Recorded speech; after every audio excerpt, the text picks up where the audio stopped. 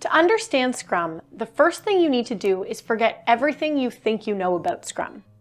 Forget about use cases, forget about story points, forget about poker planning, and forget about daily stand-ups.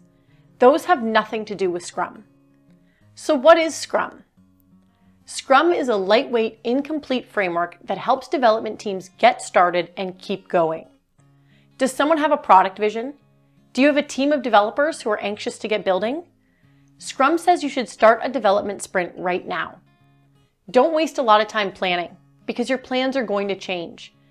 And don't waste a lot of time designing, because your initial designs might not work. Instead, start developing. Start a development sprint now. A development sprint is a short period of time in which developers focus on building a few important features that will become part of the final product. A development sprint can never last more than a month. Make them shorter if you want to minimize the risk. Now, Scrum doesn't say you shouldn't plan at all. The first thing a Scrum team does when their development sprint starts is spend some time planning. Not too much time planning, never more than 8 hours, and never plan too far into the future. During sprint planning, the developers talk to the product owner about what to build. The product owner is the person on the Scrum team who owns the product vision. The product owner also has an ordered list of things that need to get developed. That's called the Product Backlog. During planning, Scrum developers select Product Backlog items that they think that they can complete before the end of the sprint. At the end of sprint planning, the developers walk away with a list of features that they're going to work hard to complete, a plan to get those features finished, and an overarching sprint goal that keeps the team focused. Then the work begins. Every workday, the developers meet for a few minutes in something called the daily Scrum. It's not a stand-up meeting, and it's not a status meeting. The product owner and Scrum Master aren't even supposed to participate. It's just a chance for the developers to quickly catch up and get the ball rolling again. Nothing more. Every sprint has to create something useful. Every sprint must create something that will become a part of the final product.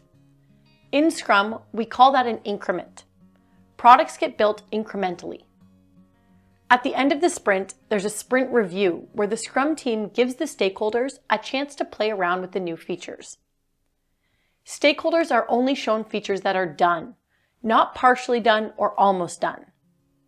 Technically speaking, stakeholders are shown features that meet the definition of done, which is a quality standard everyone on the project has agreed upon. Product reviews at the end of every sprint make sure the stakeholders get to see what's being developed at least once a month. It keeps everyone in the loop. Feedback loops are an essential part of Scrum. After the sprint review, the Scrum team does a sprint retrospective where they talk about what worked and what they need to do better.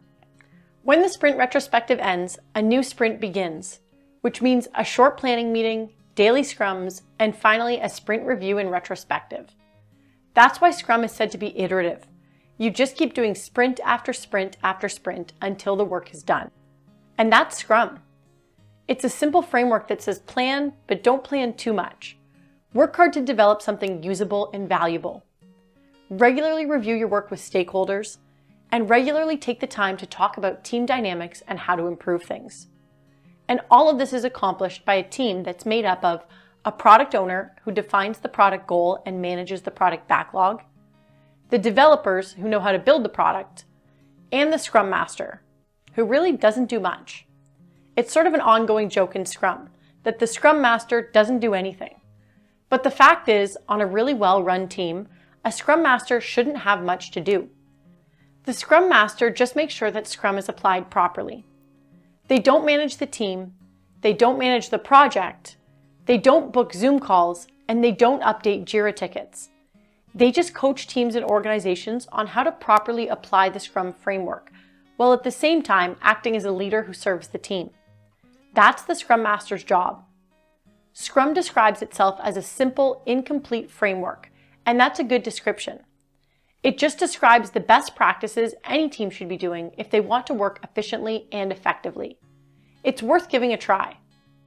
Oh, and if you're agile and working with Scrum, please check out my recently published Scrum Master Certification Guide. It's available on Amazon. Python and Java devs will love it. We done?